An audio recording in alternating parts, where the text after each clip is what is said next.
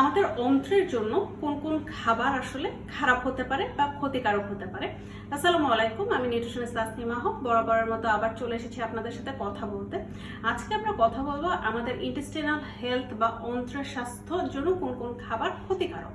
সাধারণত দেখা গেছে যে আমাদের স্বাস্থ্য সুরক্ষার জন্য অন্ত্র একটা বিশাল ভূমিকা পালন করে। এটা যে শুধু আমাদের শরীরের ভিতরের যে অর্গানিক স্বাস্থ্য আছে এটাকে ভালো রাখে এরকম না, আমাদের ওভারঅল যে হেলথটা আছে এই হেলথটাকেও ভালো রাখতে সে একটা ভূমিকা পালন করে থাকে। তাই অন্ত্রের স্বাস্থ্য ভালো রাখা খুবই ইম্পর্টেন্ট।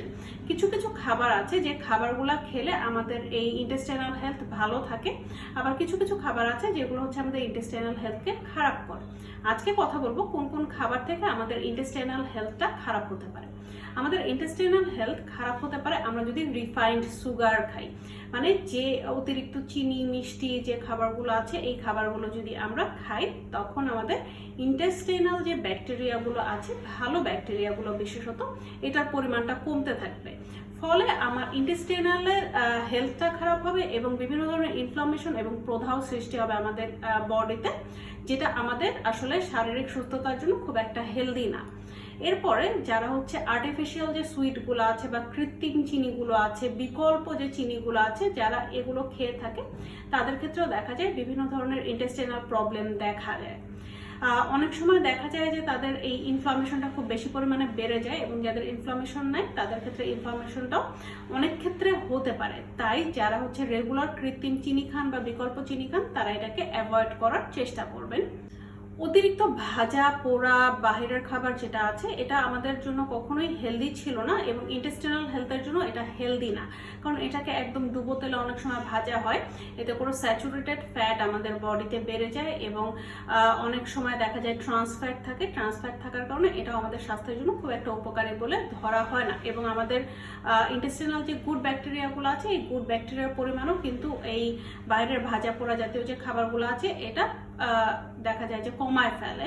যারা বিভিন্ন ধরনের তৈলাক্ত খাবার খান, অনেক তৈলাক্ত খাবার খান, বিশেষ করে এটা যে সোর্সেই হোক, আমরা জানি আমাদের বডিতে হচ্ছে তেল খুব গুরুত্বপূর্ণ এবং একটা নির্দিষ্ট পরিমাণ ফ্যাট বা তেল আমাদেরকে গ্রহণ করতে হয়। বেশি গ্রহণ করলে আমাদের স্বাস্থ্যের জন্য এটা মোটেই ভালো না। তাই যারা হচ্ছে অতিরিক্ত ফ্যাট বা তেল জাতীয় খাবার খান তাদের জন্য অবশ্যই এটা অ্যালার্মিং।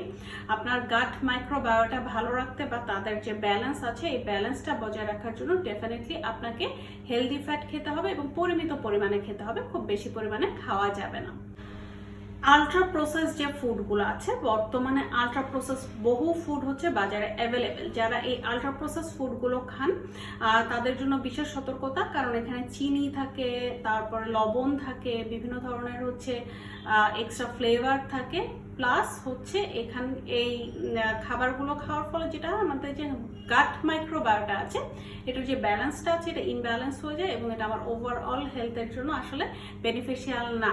তাই যারা বাইরের খাবার, ভাজা পোড়া প্রসেস ফুড খান, অতিরিক্ত চিনি খান, বিকল্প চিনি খান, তারা আসলে এই অভ্যাসগুলো যদি পরিত্যাগ করেন তাহলে আপনার গাট মাইক্রোবায়োটার যে ব্যালেন্স আছে এটা ভালো থাকবে এবং আপনার ওভারঅল হেলথটাও ভালো থাকবে ইন্টেস্টাইনাল হেলথের পাশাপাশি। কাজে বুঝতেই পারছেন আমাদের স্বাস্থ্যের উপরে হচ্ছে ইন্টেস্টাইনের একটা বিশাল ভূমিকা রয়েছে এবং আমাদের যদি অন্ত্র বা ইন্টেস্টাইন ভালো থাকে তাহলে আমার ওভারঅল হেলথটা ভালো থাকবে। তাই যাদের এইসব খাবার বেশি খাওয়ার অভ্যাস আছে তারা ডেফিনেটলি এই খাবারগুলোকে পরিমিত পরিমাণে খাবেন বা একদম বাদ দিয়ে দিবেন। ভালো হচ্ছে বাদ দিয়ে দেয়া। আশা করি আজকের ভিডিও থেকে বুঝতেই পারছেন আমাদের গাট মাইক্রোবায়োটার যে ব্যালেন্স আছে এই ব্যালেন্সটা বজায় রাখা কতটা ইম্পর্টেন্ট। আশা করি হচ্ছে আজকের ভিডিও থেকে আপনারা যে খাবারগুলোর নাম জানলেন সেই খাবারগুলো আপনারা বাদ দিবেন এবং হেলদি লাইফস্টাইল বা হেলদি ইটিং হ্যাবিটটাকে চুজ করবেন যাতে করে আমাদের গাট মাইক্রোবায়োটা আসলে ভালো থাকতে পারে। তো আজকে এই পর্যন্তই।